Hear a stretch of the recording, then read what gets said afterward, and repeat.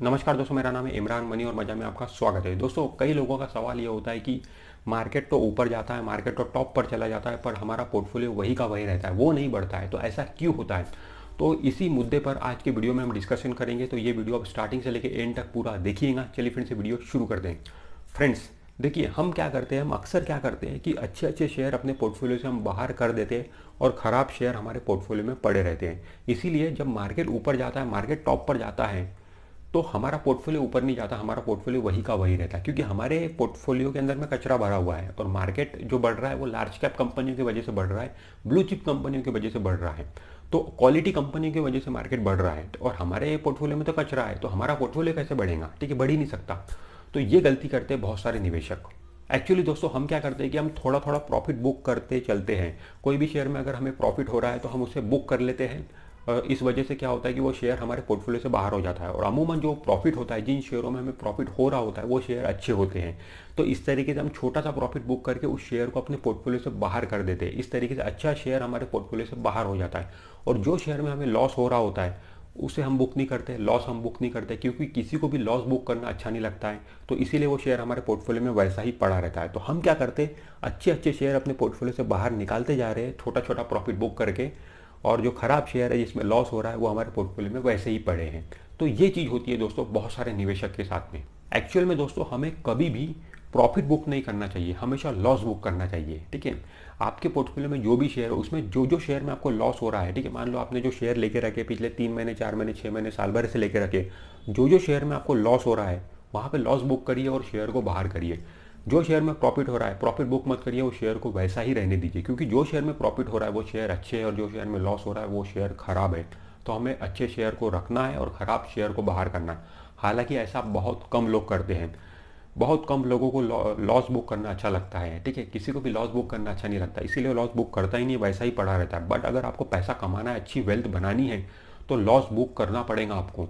Loss book करने का मतलब होता है कि खराब शेयर को बाहर कर रहे हो आप। ठीक है, प्रॉफिट क्यों बुक कर रहे हो आप? आपको पैसे की जरूरत है क्या? अगर पैसे की जरूरत है तब तो ठीक है, अगर पैसे की जरूरत नहीं है तो फिर प्रॉफिट क्यों बुक कर रहे हो? रहने दीजिए उस शेयर को वैसे ही पड़ा, आगे और बढ़ेगा वो शेयर, मल्टीप्लाई होगा। दोस्तों देखिए, सेंसेक्स में 30 कंपनियां हैं, निफ्टी में 50 कंपनियां हैं। ये हमेशा 30 कंपनियां ही सेंसेक्स में रहती है और निफ्टी में 50 कंपनियां ही हमेशा रहती है। बट ये कंपनियां सेम नहीं रहती, बदलती रहती है, क्योंकि सेंसेक्स और निफ्टी में बने रहने के लिए उन्हें एक क्राइटेरिया है, वो क्राइटेरिया हमेशा मेंटेन रखना पड़ता है। अगर वो कंपनी क्राइटेरिया मेंटेन रख रही है तो सेंसेक्स और निफ्टी में बनी रहेंगी, अदरवाइज कंपनी बाहर हो जाएंगी और दूसरी कंपनी ऐड होंगी।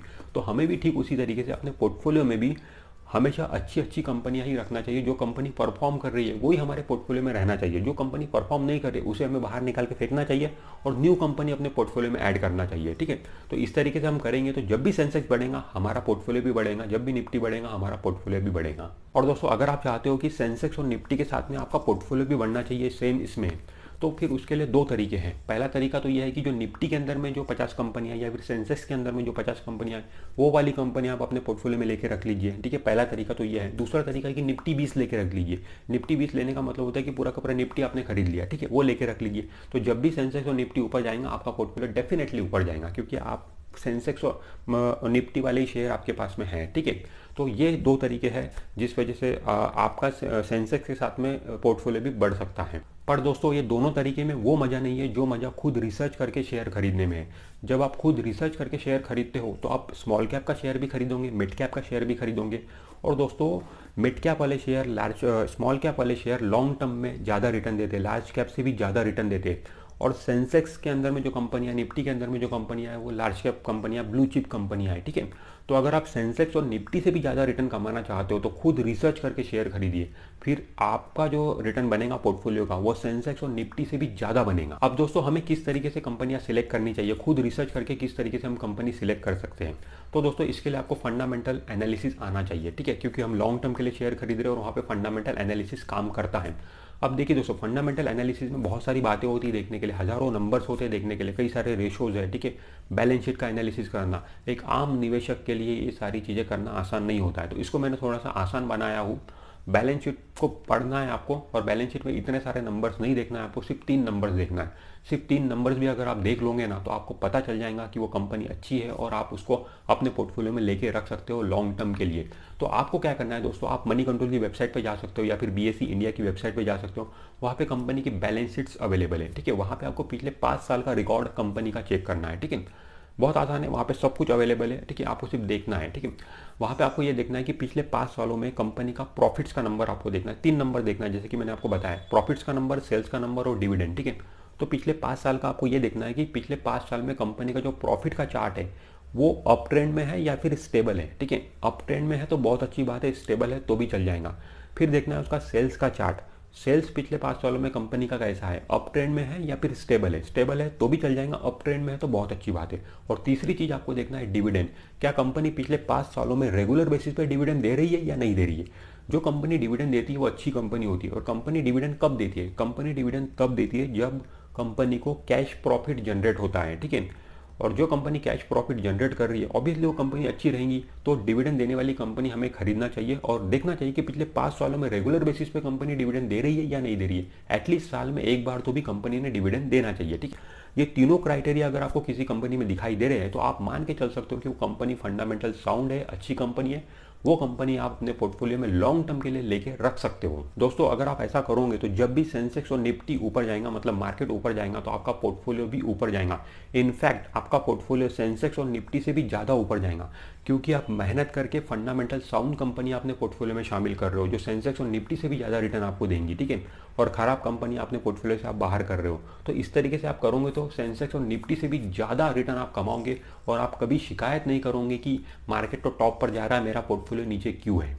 और दोस्तों हमें हमारे पोर्टफोलियो के अंदर में जो कंपनियां है उसको रिव्यू जरूर करना चाहिए, ठीक है। हमारे पोर्टफोलियो के अंदर में जो कंपनियां वो कैसे परफॉर्म कर रही है, उसमें कौन कौन सी न्यूज़ है, कौन सी कंपनी में पॉजिटिव न्यूज़ है, कौन सी कंपनी में नेगेटिव न्यूज़ है, उसका क्या इम्पैक्ट हो रहा है हमारे शेयर पे, तो इसका रिव्यू जरूर करना चाहिए। क्योंकि हमारे पोर्टफोलियो में जो शेयर है दोस्तों वो पैसे से कम नहीं है और हम उसको भूल नहीं सकते। रेगुलर बेसिस पे, रेगुलर इंटरवल पे उसको रिव्यू करना बहुत ज़रूरी है।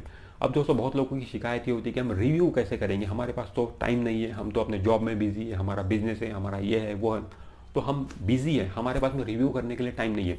तो दोस्तों देखिए, रिव्यू करने के लिए बहुत ज़्यादा टाइम नहीं लगता है आपको। मतलब आपके पोर्टफोलियो में जो कंपनियां है उस पर नज़र रखनी, मतलब उसमें क्या चल रहा है, तो उसके लिए आप दिन में 2 मिनट भी निकालोगे, 1 मिनट भी निकालोगे ना, तो आप लोग आसानी से कर सकते हो। आपको करना है क्या, सिंपल, आप बिजनेस न्यूज़ चैनल देखिए और बिजनेस न्यूज़ चैनल में जो हेडलाइन चलती है हर एक घंटे में 10 बजे, 11 बजे, 12 बजे, तो वो हेडलाइन देख लीजिए आप। हेडलाइन में अगर कोई भी आपके पोर्टफोलियो में जो भी कंपनियां हैं उसमें अगर कोई बड़ी न्यूज़ होंगी तो हेडलाइन में जरूर आ जाएंगी, ठीक है। तो वहाँ से आपको पता चल जाएगा कि आपके पोर्टफोलियो में कोई कंपनी है, उसमें क्या पॉजिटिव न्यूज़ है, क्या नेगेटिव न्यूज़ है, आपको पता चल जाएगा, ठीक है। दूसरा तरीका आप ये कर सकते हो कि मनी कंट्रोल वेबसाइट पर उनका एक सेक्शन होता है स्टॉक इन न्यूज़, वो सेक्शन आप रोज पढ़ सकते हो, ठीक है। उसमें जो कंपनियां हैं उसमें जिस कंपनी में न्यूज़ है वो कंपनी में वो बताते हैं कौन कौन सी कंपनी में न्यूज़ है, क्या न्यूज़ है, वो आप जरूर पढ़िए। उसमें से अगर आपके पोर्टफोलियो में कोई कंपनी है तो आपको पता चल जाएगा उसमें क्या न्यूज़ है। अगर आप उसको पढ़ना नहीं चाहते तो ऑडियो फॉर्मेट भी वहाँ पे होता है, आप उसको ऑडियो सुन भी सकते हो। 2-3 मिनट का वो स्टॉक इन न्यूज़ सेक्शन उनका होता है रोज का, तो वो आसानी से आप कर सकते हो। तो इस तरीके से आप अपने पोर्टफोलियो पर नज़र रख सकते हो, उस बेसिस पे आप डिसीजन ले सकते हो कि कौन से शेयर से आपको बाहर होना है और कौन से शेयर में आपको बने रहना है। तो दोस्तों इस वीडियो में इतना ही। अगर ये वीडियो आपको अच्छा लगा है तो वीडियो को लाइक जरूर कर दीजिए, और आपने अभी तक हमारे चैनल को सब्सक्राइब नहीं किया है तो हमारे चैनल को सब्सक्राइब करके बेल आइकॉन जरूर प्रेस कर दीजिए। मैं मिलता हूँ आपसे नेक्स्ट वीडियो में, तब तक के लिए बाय बाय।